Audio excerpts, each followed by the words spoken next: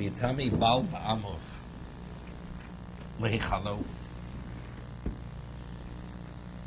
A person should not contaminate himself to his wife ba'amov, where he's being desecrated.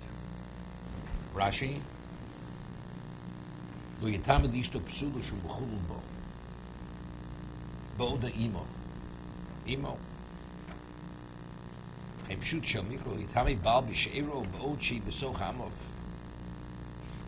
Meaning, if there are others who can attend to her needs. It's ba'amov. She's lokofrim she'enim es mitzvah. Be'eze sher amarti, be'ozo she'hu lo yicholo, l'schalo hu mikum noso. So if he's married to a grush or any one of the women he's not permitted to marry, he's not permitted to contaminate her. If there are others, if not, it's unrelated whether she's a wife or not. She's a bes mitzvah.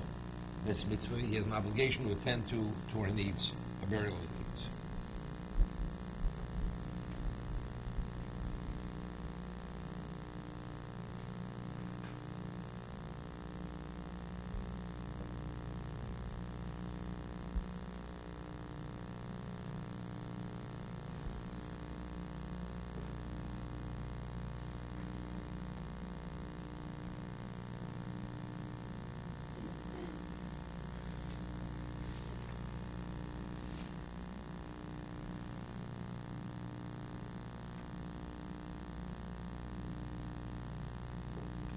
So here the Ramban, so the way it's being explained, Tami Baal means a husband. Over here the Ramban says Tam Baal Ba'amov Kimo Bali Yehuda Bali Goyim Hanichmodim Behem. Lo Yitami Baal doesn't mean husband, a person of stature, or Adonim Loshin Balav Einimo, Bolav Einimo. He's the master. Balabayis Ki Hanichmodim Nikru Adonim. Lo yitami nichbad ba'amov. A person who's nichbad ba'am, person of stature, is people should not contaminate lehicheles kvodo, because the base is covered. Forsha kosev ki lemalas hakohen ba'avur shu roi lios hagodol havanichbad ba'amov, because he's the one who has the special stature among his people. Yazirenu shlichalim aloso betumas hamesim. So therefore, he shouldn't desecrate his status, his exalted status. Betumas hamesim. No.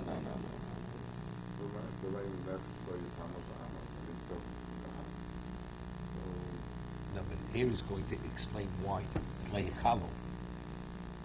He's going to explain leichalo because, see, the Siforno is learning like the Ramban, because he says, he's the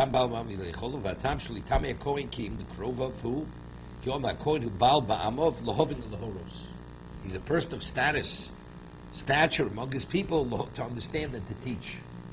And as a result of this, mentioned yesterday,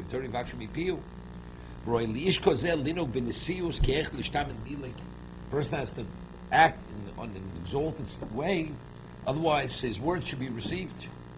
So he goes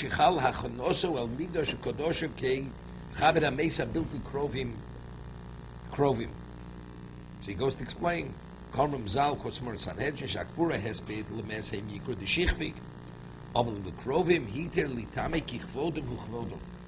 their covet is his own covet. So that's not a diminishment of his status in the eyes of the people. So but you have to interpret it the way the Ramban is learning. Baal doesn't mean husband. Baal means a person of stature, like Balabayas. So he says, so what's the Chiddush? The Ramban, Shlo Yala Das, that Loma She'nefsor Elo Biboim El Ol Moed L'Shoris Bakodesh. People say, today's no base of neither case. Is it really relevant to Kedushas Kahuna?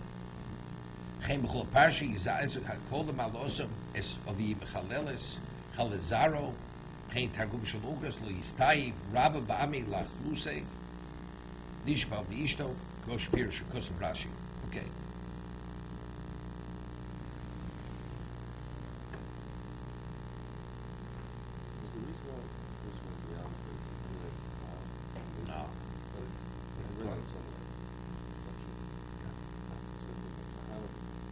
service. And that's what meant. But when you're walking in the street, you're not doing the service. Everybody agrees you have to wear a yarmulke. Nobody. If you daven, you have to wear a yarmulke. You're not permitted to disrespect. That's not what the Gemara says. Yerushalayim, that's another level. But it's interesting. There's a famous Ravid. Famous Ravid, Machlokes Rabbim Ravid. There's a note of Yehuda on this. That he writes, the Ravid says, today we don't have a paraduma. So if that's the case, so once you're contaminated, there's a concept known as sovel etumi, you're saturated with tumi. Could you become more contaminated? So if the whole issue is the Kohen should not become contaminated, but we're all contaminated.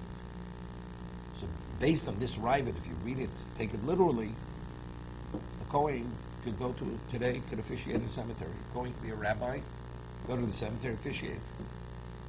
So, but Noda Yehuda explains it differently. And all conservative rabbis, this is the way they teach it in JTS. Conservative rabbi is a Kohen, you go to the cemetery and he can officiate. And who they rely on? The Ravid, based on their interpretation. But Noda Yehuda explains that's not what the Ravid is saying. It's only regarding lav to get malchus, because the person is already contaminated for the lav of malchus. Of course, there's nisdo raiso, a kedoshim tiyu. You have to act in the manner of kedusha. In terms of contaminating yourself, lav, you're not going to get malchus. That's the machlokes the Rambam Ravid. But in terms of nisdo raiso, definitely. Even though today we have no paraduma, a person we're all contaminated, it's a nisdo raiso for Kohen to contaminate himself. Lo yikruchu korcho. No. What's the provision to contaminate yourself? Even if we had a paraduma, there's no provision to contaminate yourself. What's the provision? It's only a Kohen. Kohen's not permitted. Sure is permitted. Well, permitted is not the Yikara. If you have a chiyuv korban pesach and you contaminate yourself, that's a problem. Because there you're extricating yourself from your chiyuv. You can't bring the korban pesach. Shlami you can do through a shliach, whatever it is. Korban pesach you can't do it through a shliach. I mean, you have to eat it. No, it wouldn't be death. It wouldn't be death. It's not for the chet ekel. It wouldn't be death. So, and the paraduma is only introduced because of chet ekel. This is as Rashi brings from Moshe Darshan. They didn't participate. They became a certain level of status. Even though we're speaking about over here, but this is Kohen. Levi could contaminate himself. Right? This is the Kohen. This is the elite of Levi. Right? Kohanim of the elite. Well, as we mentioned yesterday, Kohen is a Levi also. But they're all descendants of Aaron and Kohen. They're not descendants of Aaron and Kohen. They're Leviim. Moshe. No, they're the Kohanim. Okay. So Aaron was not 100% pure in that situation. We spoke about this. So how do they maintain No, so we spoke about this. Aaron brought an eagle. Right? Klausel didn't bring an eagle. Why did Klausel bring an eagle? Originally, by the Mishkan, because ein kategem as an eagle. Right? A prosecutor can't be an advocate. So it goes, how did Aaron bring an eagle? So the Chaim HaKadosh has a lengthy discussion over there. He was never chas v'shalom involved in idolatry.